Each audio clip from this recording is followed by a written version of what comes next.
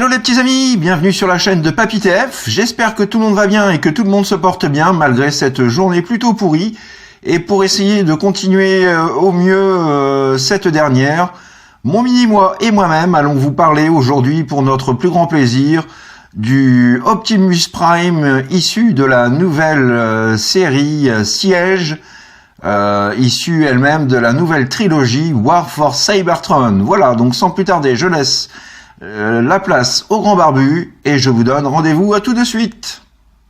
Et voici pour commencer la présentation donc de la boîte. Alors nouvelle série oblige, nouvelle boîte également pour cette collection.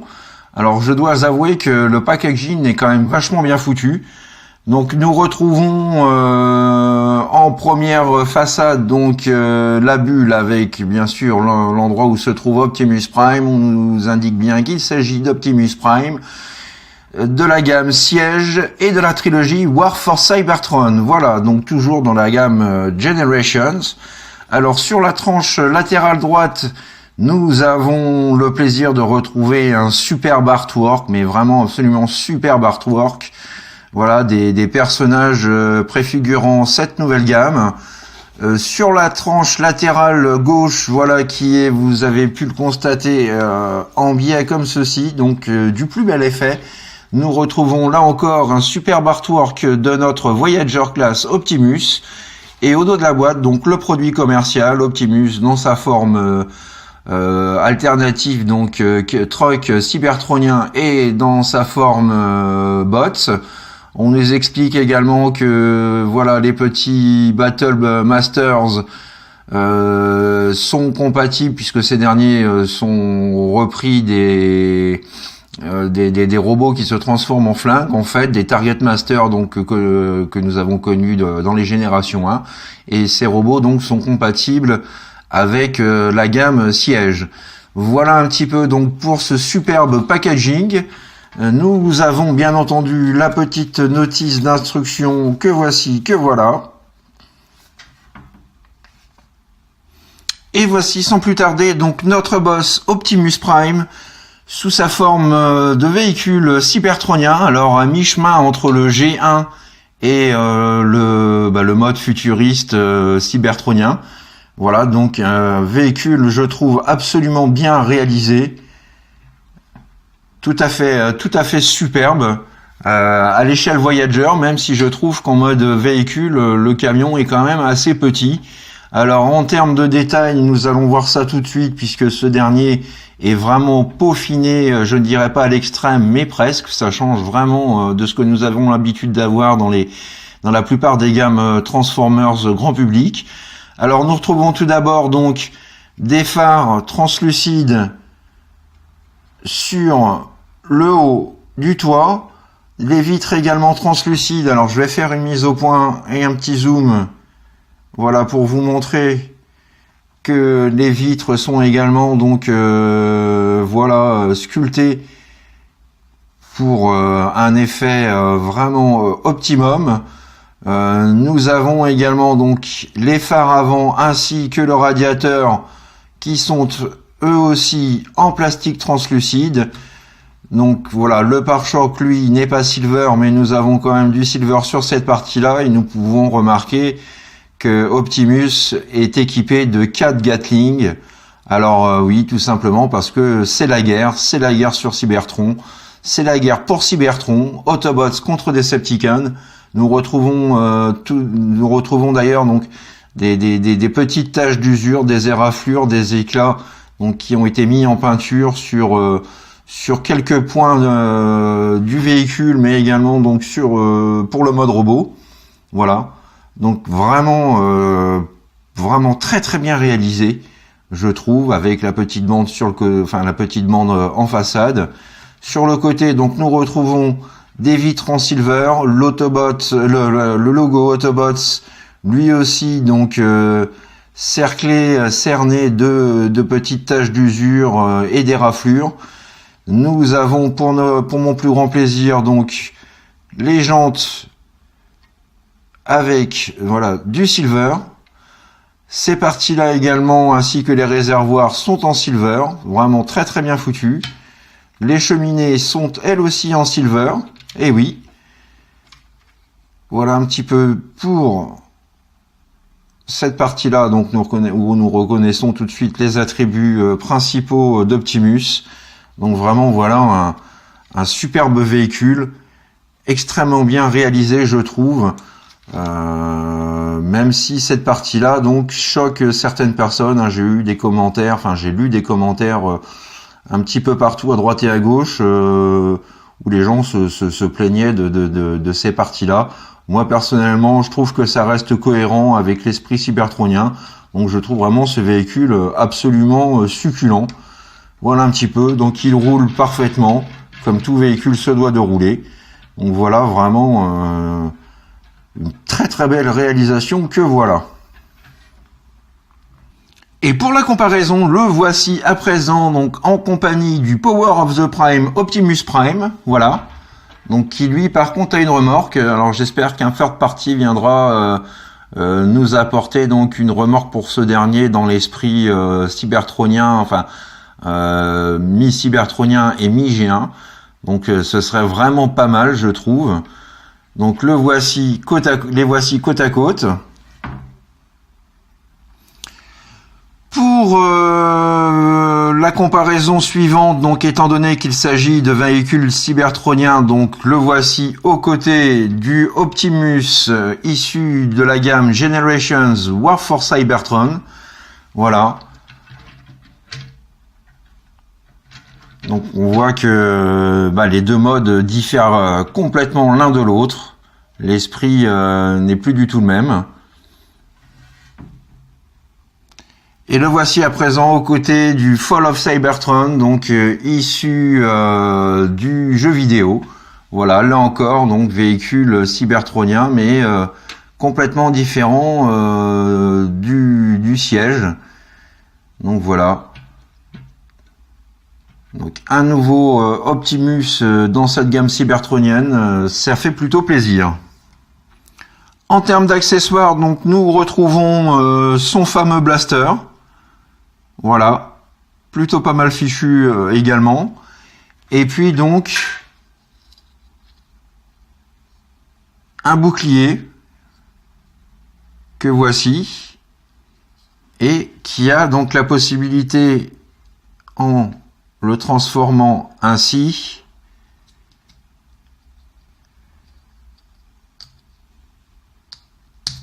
de former, voilà, je vais y arriver, de former une hache de combat. Voilà, donc là encore, vraiment super chouette. On est toujours dans le thème de la guerre, donc voilà, faut pas le faire chier. Optimus est bien équipé pour bouffer du Decepticon. Voilà. En termes de stockage, donc, alors il est possible, hop là, il est possible donc de plugger des armes, puisque voilà, vous avez des ports 5 mm qui se trouvent un petit peu partout. Donc vous pouvez plugger les armes sur le toit, sur les côtés également. Voilà, au niveau donc de l'arrière du véhicule. Et puis donc la configuration nous permet aussi, voilà, en plaçant le tout comme ceci, de pouvoir y stocker donc son blaster et son bouclier en mode alternatif. Donc plutôt bien vu, même si voilà, esthétiquement ça reste juste passable. Alors pour la transformation à présent, donc cette dernière est vraiment là encore très bien pensée, donc très fun à transformer et à manipuler. Donc tout d'abord, vous allez commencer par venir mettre en position donc les pieds et les talons comme ceci. Ensuite, vous déclipsez ces parties-là, voilà, comme ceci. Vous déloquez donc ces parties-là. Vous ouvrez le pare-brise en deux. On en profite pour voir également donc les sculptures de l'endroit où est censée se trouver la matrice. Alors je suppose que Toy Axe nous proposera donc dans sa planche de stickers, voilà un petit autocollant de la matrice à positionner juste ici. Donc quand c'est fait, vous prenez cette partie-là. Alors, avant de prendre cette partie-là, donc vous avez deux petits volets juste ici. Vous n'oubliez pas comme moi de les déloquer, et là vous pouvez faire voilà basculer complètement le toit et l'avant du véhicule. Alors je vais prendre un petit peu de hauteur une fois de plus, voilà. Ensuite vous rentrez le pare-choc à l'intérieur, vous rabattez ces deux parties là, cette partie là, et on reste là pour le moment. Donc nous continuons cette fois-ci en sortant le cucu, la tête d'Optimus. Voilà. Quand c'est fait, vous pouvez rabattre à nouveau les vitres à l'avant. Ensuite, donc vous prenez les roues, vous les positionnez ainsi. Voilà, vers le bas. Vous détachez, déclipsez ce qui va venir former le bras d'Optimus. Vous prenez cette partie-là, vous faites un quart de tour, vous la loquez et ensuite vous abaissez ce petit volet. Voilà, donc pour le premier bras d'Optimus. Même chose pour le second bras. Comme ceci, vous rabattez et loquez cette partie-là et vous rabattez le panneau. Voilà. Nous allons pouvoir à présent passer aux jambes. Donc, pour les jambes, vous rabaissez un petit peu ces parties-là. Vous mettez en place donc les petits panneaux. Vous séparez les jambes. Ensuite, vous faites basculer les roues comme ceci. Vous prenez donc ce panneau-là, vous sortez le volet et le rabattez ainsi, et vous venez loquer le tout. Voilà, vous avez un petit ergot donc qui vient se positionner dans la fente. Alors, voilà, vous loquez. Et voilà, donc ça vous masque le jour disgracieux qu'il y avait au départ. Donc voilà, très très bien fichu là encore à ce niveau-là. Même chose pour la seconde jambe. Vous faites pivoter les roues comme ceci. Vous rabattez, sortez le volet et venez le loquer à l'arrière. Voilà. Quand c'est fait, vous faites un tour du bas des jambes. Ensuite, vous écartez un peu les bras comme ceci, de façon à pouvoir intégrer dans l'abdomen les roues. Voilà, vous les rabattez et les repliez sur elles-mêmes. Vous les coincez au niveau de l'abdomen. Ensuite, vous pouvez faire basculer, voilà, le haut du bassin.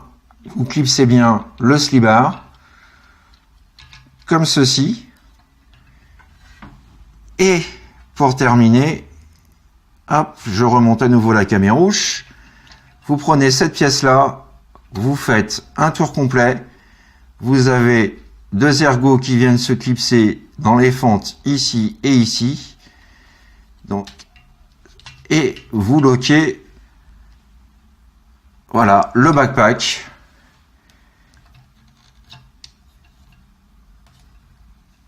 Et voilà, mesdames et messieurs, Optimus transformé. Et ce que nous notons tout de suite, et ce qui est assez frappant, c'est que d'un véhicule cybertronien, on se retrouve vraiment avec le Optimus dans dans son aspect G1, l'aspect donc le plus représentatif d'Optimus. Donc voilà, vraiment très très bien fichu. La figurine est absolument formidable, avec là encore moult détails sur lesquels nous allons nous attarder dès maintenant. Alors dans un premier temps, nous allons, si Monsieur Focus veut bien se prêter au jeu, voilà, non, allez, tu peux le faire. Voilà, un peu têtu, Monsieur Focus aujourd'hui, une fois de plus. Voilà, donc nous allons faire un gros plan sur le visage. Voilà, donc très fidèle à celui d'Optimus Prime, très bien réalisé, très bien sculpté. On reconnaît là encore vraiment le visage d'Optimus avec donc les yeux bleus, le Battle Mask en silver et la crête en silver également.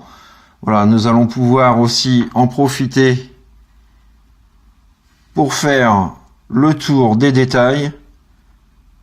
Voilà, donc nous retrouvons à nouveau le logo Autobots, voilà, juste ici au niveau de l'épaule. Les traces de combat, les écorchures, les griffures, les rayures juste ici. Également donc ici et sur les avant-bras. Nous avons donc le plaisir de retrouver les petits phares, voilà, en jaune. Donc voilà, très très bien, très bien fait tout simplement. Hein. Je suis assez sur le cul par rapport à cette figurine qui a été vraiment peaufinée avec un soin très important. Nous retrouvons un petit peu de jaune donc au niveau du slibard. Nous avons également donc au niveau des jambes les traces d'usure, les frottements et autres. Alors ça peut plaire à certains, moins à d'autres. Moi personnellement, je trouve ça plutôt bienvenu, hein, surtout qu'une fois de plus, je le répète, c'est la guerre. Donc voilà, on ajoute quelques traces de combat. Voilà, et la figurine dans son ensemble est quand même exceptionnellement réussie. Alors, je vais refaire un plan de vue général. Hop là, voilà. Donc voilà un petit peu donc notre petit Optimus. On va faire un petit 360 pour voir un petit peu de quoi il en retourne. Voilà. Donc vraiment de toute beauté. Certains aussi peuvent ou pourront se plaindre de la forme du backpack. Elle ne me dérange pas, d'autant plus que avec les éléments translucides que vous avez donc juste ici, pour moi ce backpack fait aussi office de jetpack. Donc voilà, au moins c'est intégré. Donc voilà, dans ma petite idée, je trouve que ça fit plutôt pas mal, c'est bien pensé. Le voici donc de dos. Vraiment super badass. En termes d'articulation, donc nous avons la tête avec une rotation à 360. Nous pouvons lever et incliner, baisser la tête. Voilà. Donc très bien articulé à ce niveau-là. La pub Dove, pas de souci, il la gère. Nous avons également donc la possibilité d'avancer et de reculer l'épaule. Nous avons un joint champignon donc qui permet une rotation intégrale de l'avant-bras. Nous avons une pliure du coude à un peu plus de 90 degrés. La main peut pivoter. Le bassin également.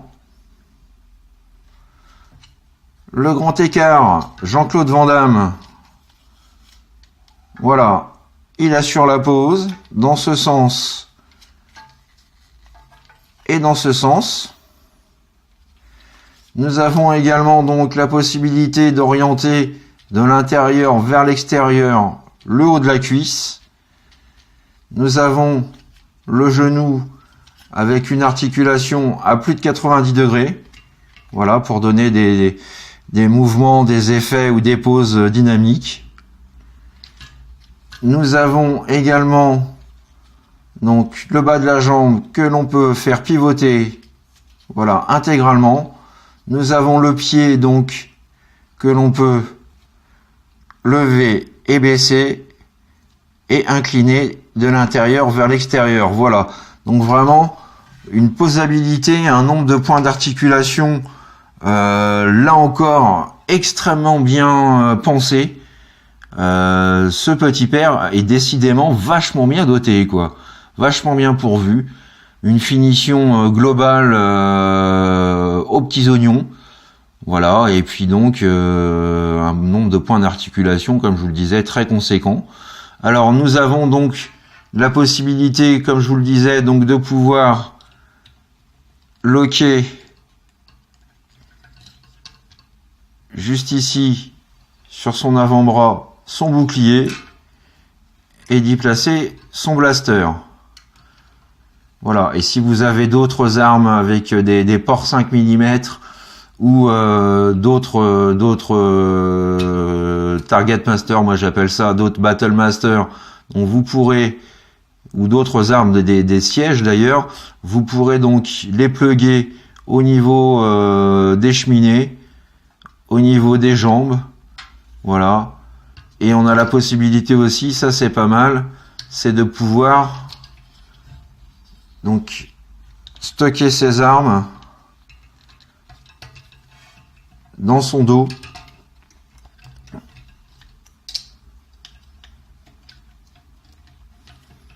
Voilà. Donc là encore, très bien pensé.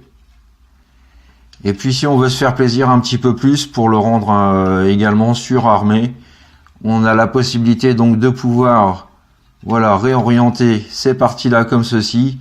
Et là, nous avons donc du coup les sulfateuses à droite et à gauche qui viennent s'ajouter à son armement déjà plutôt bien foutu. Donc vraiment rien à dire. Ce petit père est une réussite totale.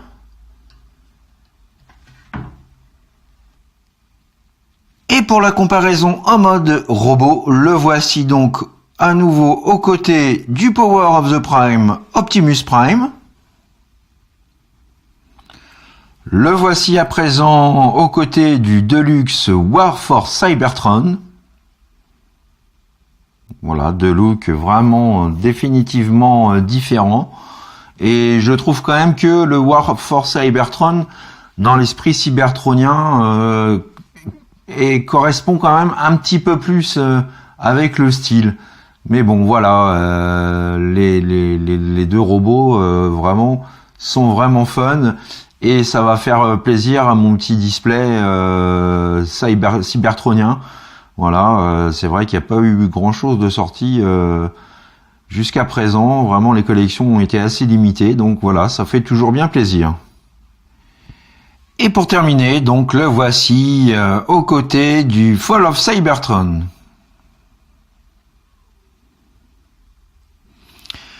Voilà les petits amis, c'est ainsi que s'achève ma revue du jour, donc consacrée au Optimus Prime issu de la gamme siège de la trilogie Warforce Cybertron. Voilà, j'espère que cette revue vous a plu et vous a fait passer un bon moment. Tout autant que moi, j'ai pris plaisir à vous parler de cette pièce absolument sensationnelle. Voilà, très bien réalisée de A à Z. Les armes sont fun, la transformation est excellente, les deux modes cartonnent, les finitions au niveau de la peinture, pour une fois, relèvent très grandement le niveau de Hasbro. Donc voilà, que du positif pour l'instant pour cette gamme. Je vous conseille vraiment personnellement, si vous en avez la possibilité, de vous procurer cette pièce vraiment fun et je trouve indispensable dans sa collection d'Optimus. Voilà, donc je vous donne pour ma part rendez-vous très prochainement pour de nouvelles aventures Transformers. D'ici là, portez-vous bien, faites ce que vous avez à faire dans l'amour, dans la joie et dans la bonne humeur. N'hésitez pas à laisser vos commentaires et vos petits pouces bleus. Et puis je vous dis à très bientôt. Allez, tchuss les petits amis, bye bye. Ouais, moi aussi je suis prêt pour la guerre, ça va chier.